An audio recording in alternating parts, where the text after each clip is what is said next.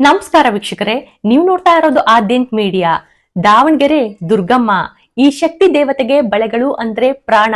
2 ವರ್ಷಕ್ಕೊಮ್ಮೆ ನಡೆಯುವಂತಹ ದುರ್ಗಮ್ಮನ ಜಾತ್ರೆಯಲ್ಲಿ ಬರೋಬ್ಬರಿ 1 ಕೋಟಿಗೂ ಹೆಚ್ಚು ಬಳೆಗಳು ಸೇಲ್ ಆಗುತ್ತೆ ಅಂದ್ರೆ ನೀವು ನಂಬ್ತೀರಾ? ಏನಿದು ದುರ್ಗಮ್ಮನ ಪವಾಡ? ಈ ರಹಸ್ಯವನ್ನ ನಾನ್ ತಿಳಿಸ್ತೀನಿ. ನೀವು ಆದ್ಯಂತ್ ಮೀಡಿಯಾ ಚಾನಲ್ನ ಈಗಲೇ ಸಬ್ಸ್ಕ್ರೈಬ್ ಮಾಡ್ಕೊಳ್ಳಿ. ವಿಡಿಯೋಗಳು ಇಷ್ಟ ಆಗ್ತಾ ಇದ್ರೆ ಶೇರ್ ಮಾಡಿ. ದಾವಣಗೆರೆ, ನಮ್ಮೂರ್ ಹೆಸರು ಹೇಳೋಕೆ ಸಂತೋಷ ಆಗುತ್ತೆ. ದಾವಣಗೆರೆ ದುರ್ಗಮ್ಮ ಅಂದ್ರೆ ಕರ್ನಾಟಕದಲ್ಲೇ ಪ್ರಸಿದ್ಧವಾದ ಒಂದು ಪುಣ್ಯಕ್ಷೇತ್ರ. ಇದೊಂಥರ ನ್ಯಾಯಾಲಯ ಅಂತ ಕೂಡ ಕರಿಬಹುದು. ಹರಕೆ ಹೊತ್ರೆ ಪೂರೈಕೆ ಖಚಿತ ಎಂಬುದು ಬಹುತೇಕರ ಬಾಳಲ್ಲಿ ಸತ್ಯ ಆಗಿದೆ. ಈ ತಾಯಿಯ ಮೂಲ ವಿಜಯನಗರ ಜಿಲ್ಲೆಯ ದುಗ್ಗಾವತಿ. ನಗರದ ಅಧಿದೇವತೆ ದುರ್ಗಮ್ಮ ಜಾತ್ರೆ ಮಂಗಳವಾರದಿಂದ ಶುರುವಾಗ್ತಾ ಇದೆ. 2 ದಿನಗಳ ಕಾಲ ಜರುಗುವ ಈ ಜಾತ್ರೋತ್ಸವಕ್ಕೆ ಭಕ್ತ ಸಾಗರವೇ ಹರಿದು ಬರ್ತಾ ಇದೆ. 1934ರಲ್ಲಿ ಸರಳವಾಗಿ ಆರಂಭವಾದಂತಹ ಐತಿಹಾಸಿಕ ಜಾತ್ರೆ ಈಗ ವಿಜೃಂಭಣೆಯಿಂದ ನಡೀತಾ ಇದೆ. ಈ ಜಾತ್ರೆಯಲ್ಲಿ ಎಲ್ಲದಕ್ಕಿಂತ ಹೆಚ್ಚಾಗಿ ವ್ಯಾಪಾರ ಆಗೋದೇ ಬಳೆಗಳು. ಒಂದೊಂದು ಅಂಗಡಿಗಳಲ್ಲಿ 2 ರಿಂದ 3 ಲಕ್ಷ ರೂಪಾಯಿ ವ್ಯಾಪಾರ ಆಗುತ್ತೆ. ಬಳೆಗೆ ಯಾವ ಜಾತ್ರೆಯಲ್ಲೂ ಇಷ್ಟೊಂದು ಇಂಪಾರ್ಟೆನ್ಸ್ ಸಿಕ್ಕಿರೋದಿಲ್ಲ. ಈ ದುರ್ಗಮ್ಮ ಜಾತ್ರೆಯಲ್ಲಿ ಬಳೆಗಳೇ ವಿಶೇಷ. ಯಾಕಂದ್ರೆ ದುರ್ಗಮ್ಮ ದೇವಿಗೆ ಬಳೆಗಳು ಅಂದ್ರೆ ಪಂಚಪ್ರಾಣ. ದಾವಣಗೆರೆಗೂ ದುಗ್ಗತ್ತಿಗೂ ಬಳೆಗಳಿಗೂ ಸಂಬಂಧವಿದೆ. ಈ ವಿಶೇಷತೆಗೆ ನೀವು ಕಾರಣವನ್ನ ತಿಳ್ಕೊಳ್ಳೇಬೇಕು. ದುರ್ಗಾಂಬಿಕಾ ಮೂಲತಃ ವಿಜಯನಗರ ಜಿಲ್ಲೆಯ ದುಗ್ಗಾವತಿಯ ಮೂಲದವಳು. ಈಕೆಯನ್ನ ದುಗ್ಗಾವತಿ ದುಗ್ಗಮ್ಮ ಅಂತ ಕೂಡ ಕರೀತಾರೆ. ದುಗ್ಗಾವತಿಗೆ ದಾವಣಗೆರೆ ಮೂಲದ ಬಳೆಗಾರನೊಬ್ಬ ಬಳೆ ಮಾರಾಟಕ್ಕೆ ಹೋಗಿದ್ದ. ಆ ಬಳೆಗಾರ ಬರುವಂತಹ ಬಂಡಿಯಲ್ಲಿ ಒಂದು ದುಂಡು ಕಲ್ಲಿನ ರೂಪದಲ್ಲಿ ದಾವಣಗೆರೆಗೆ ಬಂದೋಳು ಈ ದುರ್ಗಮ್ಮ. ಅಂದ್ರೆ ಬಳೆಗಾರನ ಬಂಡಿಯಲ್ಲಿ ಬಂದು ಆ ಬಂಡಿ ಈಗ ಇರುವ ದುರ್ಗಾಂಬಿಕಾ ದೇವಸ್ಥಾನದ ಸ್ಥಳದಲ್ಲಿಯೇ ಚಕ್ರ ಮುರಿದು ಬಿದ್ದು ಇಲ್ಲಿಗೆ ದುಗ್ಗಾವತಿಯಿಂದ ಬಂದ ಕರಿಕಲ್ಲಿನ ರೂಪದಲ್ಲಿದ್ದ ದುಗ್ಗಮ್ಮ ನೆಲೆಸಿದ್ದರಿಂದ ಶತಮಾನಗಳ ಹಿಂದೆ ಇಲ್ಲೊಂದು ಪುಣ್ಯಕ್ಷೇತ್ರವಾಗಿ ಉದಯಿಸಿತು. ಈ ಕತೆ ಇಷ್ಟಕ್ಕೆ ಮುಗಿಲಿಲ್ಲ, ಮುಂದೆ ಇನ್ನೂ ಇಂಟ್ರೆಸ್ಟಿಂಗ್ ಆಗಿದೆ. ಹೀಗೆ ಹಳೆಪೇಟೆಯ ಬಳೆಗಾರ ವ್ಯಾಪಾರಕ್ಕೆಂದು ದುಗ್ಗಾವತಿಗೆ ಹೋದಾಗ ಅಂದು ಯಾರು ಬಳೆಯನ್ನ ಖರೀದಿ ಮಾಡ್ಲಿಲ್ವಂತೆ. ವ್ಯಾಪಾರವಾಗದೆ ನೊಂದ ಬಳೆಗಾರ ದೇವಸ್ಥಾನದಲ್ಲಿ ಮಲಗಿದ್ದಾಗ ಕನಸಿನಲ್ಲಿ ಬಂದ ದುಗ್ಗಮ್ಮ ದೇವಿ, ಬಳೆಗಾರ, ನಾಳೆ 5 ಬಳೆಗಳನ್ನ ತಂದು ನನ್ನ ಸನ್ನಿಧಿಯಲ್ಲಿಟ್ಟು ದರ್ಶನ ಪಡೆದು ಮಾರಾಟಕ್ಕೆ ಹೋಗು. ನಿನ್ನ ಎಲ್ಲಾ ಬಳೆಗಳು ಮಾರಾಟವಾಗ್ತವೆ ಎಂದು ಆಶೀರ್ವಾದ ಮಾಡಿದಳಂತೆ. ಅಂದು ದೇವಿ ಹೇಳಿದಂತೆ ಬಳೆಗಾರ ದೇವಿಯ ದರ್ಶನ ಪಡೆದು 5 ಬಳೆಗಳನ್ನಿಟ್ಟು ಮಾರಾಟಕ್ಕೆ ತೆರಳಿದಂತೆ. ಆ ದಿನ ಸಂಜೆ ವೇಳೆ ಎಲ್ಲಾ ಬಳೆಗಳು ಮಾರಾಟವಾಯ್ತಂತೆ. ತನ್ನಲ್ಲಿದ್ದ ಎಲ್ಲಾ ಬಳೆಗಳು ಮಾರಾಟವಾಗ್ಬಿಡ್ತಂತೆ. ಆಗ ಜನರ ಕೈಯಲ್ಲಿ ಹಣವಿಲ್ಲದ ಕಾರಣ ಕಾಳು ಕಡಿ ಕೊಡುವ ನಿರ್ಧಾರ ಮಾಡಿದ್ರಂತೆ. ದುಗ್ಗಾವತಿಯಿಂದ ಕಡಲೆಕಾಳು ತುಂಬಿರುವ ವಾಹನದೊಂದಿಗೆ ಆತ ಬಂಡಿಯಲ್ಲಿ ಬರುವಾಗ ಏರುಪೇರಾಗಿ ಅಲ್ಲೇ ದೇವಿಯ ರೂಪದಲ್ಲಿದ್ದ ಒಂದು ದುಂಡು ಕಲ್ಲನ್ನ ಗಾಡಿಯಲ್ಲಿಟ್ಕೊಂಡು ದಾವಣಗೆರೆಯನ್ನ ತಲುಪಿದ್ನಂತೆ. ಇದೇ ಸಂದರ್ಭದಲ್ಲಿ ವಾಹನದ ಚಕ್ರ ಮುರಿದು ಬಿದ್ದಿದ್ದು. ಅಲ್ಲೇ ಇದ್ದ 3 ವರ್ಷದ ಬಾಲಕಿ, ನಾನು ದುಗ್ಗಾವತಿ ದುರ್ಗಮ್ಮ, ನನಗೆ ತೃಪ್ತಿಯಾಗಿದೆ, ನಾನು ಇಲ್ಲೇ ನೆಲೆಸ್ತೇನೆ, ಇಡೀ ಜಿಲ್ಲೆಗೆ ತೊಂದರೆಯಾಗದಂತೆ ನೋಡಿಕೊಳ್ತೇನೆ, ಹಾಗಾಗಿ ನನಗೆ ಒಂದು ಗುಡಿಯನ್ನ ಕಟ್ಟಿ ಎಂದು ಆ ಮಗುವಿನ ರೂಪದಲ್ಲಿ ಹಿರಿಯರಿಗೆ ಆಕೆ ತಿಳಿಸಿದಳು.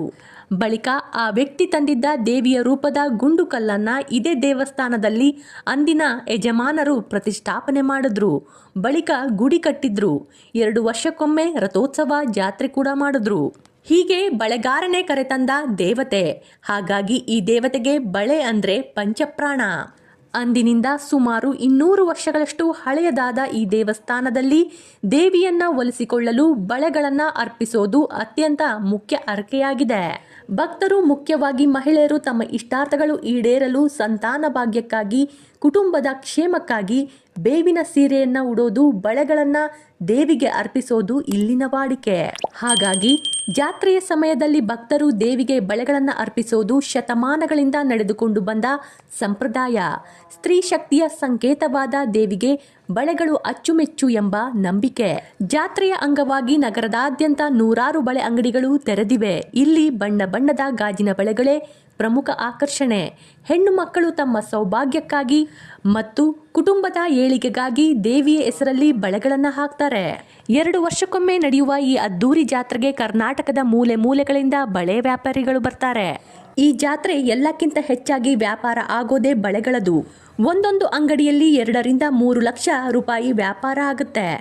ನೂರಾರು ಅಂಗಡಿಗಳಲ್ಲಿ ಕೋಟಿ ರೂಪಾಯಿ ಲೆಕ್ಕದಲ್ಲಿ ವ್ಯವಹಾರ ನಡೆಯುತ್ತೆ. ಬಳೆಗಳಿಗೆ ಯಾವ ಜಾತ್ರೆಯಲ್ಲೂ ಇಂತಹ ಮಹತ್ವ ಇಲ್ಲವೇ ಇಲ್ಲ. ಇನ್ನೊಂದು ಕಡೆ ನೋಡಿದ್ರೆ ತಾಯಿ ದುರ್ಗಾಂಬಿಕೆ ಕೈಯಲ್ಲಿ ಅದ್ಭುತವಾದ ಹಸಿರು ಬಳೆಗಳು. ನಾವೆಲ್ಲ 1, 2, 5 ದಿನಗಳ ಕಾಲ ಜಾತ್ರೆ ನಡೆಯೋದನ್ನ ನೋಡಿದೀವಿ. ಆದ್ರೆ ಇಲ್ಲಿ ಮಾತ್ರ ಬರೋಬ್ಬರಿ 1 ತಿಂಗಳು ಕಾಲ ಜಾತ್ರೆ ನಡೆಯುತ್ತೆ. ದುರ್ಗಮ್ಮ ಜಾತ್ರೆ ಅಂದ್ರೆ ಅಲ್ಲಿ ಬಾಡೂಟವೇ ಪ್ರಧಾನ. ಹರಕೆ ಹೊತ್ತವರು ಹಾಗೂ ಬಾಡೂಟ ಪ್ರಿಯರು ಈಗಿನಿಂದಲೇ ಕುರಿಗಳನ್ನ ಖರೀದಿಸಲು ಮುಗಿಬೀಳ್ತಾ ಇದ್ದಾರೆ. ಐತಿಹಾಸಿಕ ಹಿನ್ನೆಲೆ ಇರುವಂತಹ ದುರ್ಗಾಂಬಿಕಾ ಜಾತ್ರೆ ಹತ್ರ ಬರ್ತಾ ಇದೆ ಅಂದ್ರೆ ಹಳೆ ದಾವಣಗೆರೆ ಭಾಗದಲ್ಲಿ ಹಬ್ಬದ ವಾತಾವರಣ ಮನೆ ಮಾಡಿರುತ್ತೆ. ಈಗಾಗಲೇ ಜನರು ತಮ್ಮ ಮನೆಗಳಿಗೆ ಸುಣ್ಣ ಬಣ್ಣ ಬಳಿದು ಸ್ವಚ್ಛತೆಯ ಕೆಲಸವನ್ನ ಮಾಡ್ತಾ ಇದ್ದಾರೆ. ದೂರದ ಊರಲ್ಲಿರುವಂತಹ ನೆಂಟರಿಷ್ಟರಿಗೆ ಆಗ್ಲೇ ಕರ್ದಾಗಿರುತ್ತೆ. ಮಸಾಲೆ ಪದಾರ್ಥ ಖರೀದಿ ಮಾಡಿ ಹಬ್ಬದ ಅಡಿಗೆ ತಯಾರಿಗೆ ಎಲ್ಲ ಸಜ್ಜಾಗಿರುತ್ತೆ. ಇಲ್ಲಿ ಜಾತ್ರೆ 1 ತಿಂಗಳು ಯಾಕೆ ಅಂತ ಕೇಳೋದಾದ್ರೆ, ಈ ಜಾತ್ರೆಯು ಸುಮಾರು 1 ತಿಂಗಳು ಕಾಲ ವಿವಿಧ ಧಾರ್ಮಿಕ ವಿಧಿವಿಧಾನಗಳು ನಡೆಯಲು ಕೆಲವು ಪ್ರಮುಖ ಕಾರಣಗಳಿವೆ. ಜಾತ್ರೆಯ ಪ್ರಕ್ರಿಯೆಯು ಅಂದರ ಕಂಬ ಪೂಜೆಯೊಂದಿಗೆ ಆರಂಭವಾಗುತ್ತೆ. ಈ ದಿನದಿಂದ ಹಿಡಿದು ದೇವಿಯ ವಿಗ್ರಹ ಪ್ರತಿಷ್ಠಾಪನೆ, ವಿವಿಧ ಉತ್ಸವಗಳು ಮತ್ತು ಜಾತ್ರೆಯ ನಂತರದ ವಿಧಿವಿಧಾನಗಳು ಮುಗಿಯುವವರೆಗೂ ಸುಮಾರು 1 ತಿಂಗಳ ಕಾಲ ಸಡಗರವಿರುತ್ತೆ. ಅಂದರಗಂಬ ಪೂಜೆ ಅಂದ್ರೆ ಜಾತ್ರೆಯ ಪೂರ್ವ ಸಿದ್ಧತೆಗಾಗಿ ನಡೆಸುವ ಮೊದಲ ಪೂಜೆ. ಕಂಕಣ ಧಾರಣೆ, ದೇವಿಗೆ ಕಂಕಣ ಕಟ್ಟೋದ್ರಿಂದ ಅಧಿಕೃತವಾಗಿ ಜಾತ್ರೆ ಆರಂಭವಾಗುತ್ತೆ. ಸಾರುವುದು, ನಗರದಾದ್ಯಂತ ಜಾತ್ರೆಯ ಬಗ್ಗೆ ಘೋಷಣೆ ನಡೆಯುತ್ತೆ. ಸಾಮಾನ್ಯವಾಗಿ 2 ವರ್ಷಕ್ಕೊಮ್ಮೆ ಫೆಬ್ರವರಿ ಮತ್ತು ಮಾರ್ಚ್ ತಿಂಗಳ 2 ಪ್ರಮುಖ ದಿನಗಳಲ್ಲಿ ಮಂಗಳವಾರ ಮತ್ತು ಬುಧವಾರ ಅದ್ದೂರಿ ಜಾತ್ರೆ ನಡೆಯುತ್ತೆ. ಜಾತ್ರೆಯ ನಂತರವೂ ಸುಮಾರು 15 ರಿಂದ 20 ದಿನಗಳ ಕಾಲ ಸಾಂಸ್ಕೃತಿಕ ಕಾರ್ಯಕ್ರಮಗಳು, ಕುರಿ ಕಾಳಗ, ಕುಸ್ತಿ ಪಂದ್ಯಗಳು ಮತ್ತು ಮನೋರಂಜನೆ ಮಳಿಗೆಗಳು ಇರುತ್ತೆ. ಉತ್ತರ ಕರ್ನಾಟಕದ ಸಿರಸಿ ಮಾರಿಕಾಂಬೆಯಷ್ಟೇ ಜಾತ್ರೆ ಬಹಳ ವೈಭವದಿಂದ ನಡೆಯೋದ್ರಿಂದ ದೇವಿಗೆ ಉರುಳು ಸೇವೆ, ದಿಂಡು ನಮಸ್ಕಾರ ಮತ್ತು ಬೇವಿನ ಸೀರೆ ಉಡುವ ಹರಕೆ ಸಲ್ಲಿಸುವ ಸಂಖ್ಯೆ ಅಧಿಕವಾಗಿರುತ್ತೆ. ಈ ಜಾತ್ರೆ ಪ್ರತಿ 2 ವರ್ಷಕ್ಕೊಮ್ಮೆ ನಡೆಯೋದ್ರಿಂದ ಭಕ್ತರ ಆಕಾಂಕ್ಷೆ ಮತ್ತು ಜನಸಂದಾಣಿ ಅಪಾರವಾಗಿರುತ್ತೆ. ಹಾಗಾಗಿ ದಾವಣಗೆರೆ ದುರ್ಗಮ್ಮನ ಹರಕೆ ಹೊತ್ತವರು ಜಾತ್ರೆ ಸಮಯದಲ್ಲಿ ದೇವಿಗೆ ಉಡಿ ತುಂಬುವಾಗ ಬಳೆಗಳನ್ನ ಮರೆಯದೆ ಅರ್ಪಣೆ ಮಾಡ್ತಾರೆ. ಇದು ದೇವಿಯ ಮೇಲಿನ ಭಕ್ತಿ ಮತ್ತು ಸ್ತ್ರೀ ಶಕ್ತಿಯ ಗೌರವ. ಈ ಜಾತ್ರೆಯ ಮತ್ತೊಂದು ವಿಶೇಷತೆ ಅಂದ್ರೆ ಇಲ್ಲಿ ಜಾತಿ ಮತದ ಭೇದವೇ ಇಲ್ಲ.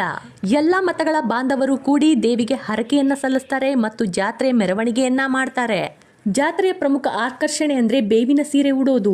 ಭಕ್ತರು, ವಿಶೇಷವಾಗಿ ಮಹಿಳೆಯರು ಮತ್ತು ಮಕ್ಕಳು, ತಮ್ಮ ದೈಹಿಕ ಅಥವಾ ಮಾನಸಿಕ ಕಷ್ಟಗಳು ದೂರವಾಗಲೆಂದು ಬೇವಿನ ಎಲೆಗಳನ್ನ ಮೈಗೆ ಸುತ್ತಕೊಂಡು ದೇವಸ್ಥಾನಕ್ಕೆ ಬಂದು ದೇವಿಯ ದರ್ಶನವನ್ನ ಪಡಿತಾರೆ.